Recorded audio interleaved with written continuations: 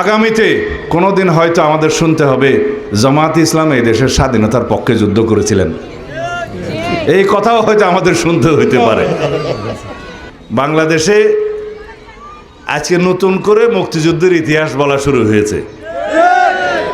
একটি দল বাংলাদেশ জামায়াতে ইসলামী, যারা স্বাধীনতার বিরোধিতা করেছিল এই দেশের, তারা এখন মুক্তিযুদ্ধের ইতিহাস বর্ণনা করা শুরু করেছে।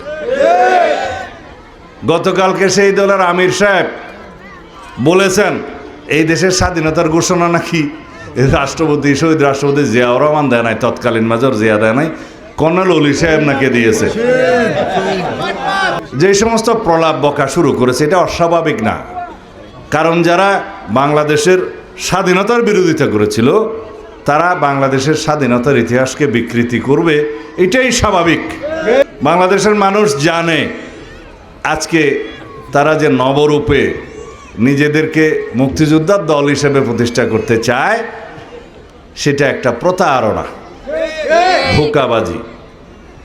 এবং তারা বলছে তাদেরও নাকি একজন মুক্তিযোদ্ধা আছে, একজন মুক্তিযোদ্ধাকে তাদের জোটে যোগদান করিয়েছে এবং অন্য কথায় বলতে গেলে ভাড়া নিয়েছে বলে তারা সাইনবোর্ড দেখাচ্ছে তাদেরও একটা মুক্তিযোদ্ধা আছে, এবং সেই মুক্তিযুদ্ধকে তারা বাংলাদেশের স্বাধীনতার ঘোষকও বানাচ্ছে। এদেশের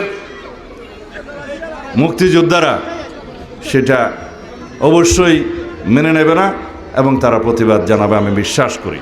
এদেশের সকল জনগণ, দেশপ্রেমিক যারা স্বাধীনতার পক্ষের শক্তি, তারা প্রতিবাদ জানাবে, আমরা জানি।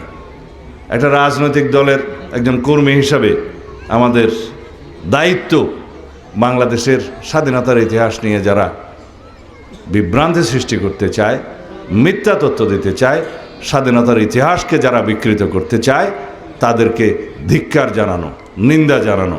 আমি খুব শালীন ভাষায় সেই নিন্দাটা জানালাম, তীব্র প্রতিবাদও জানালাম দলের পক্ষ থেকে।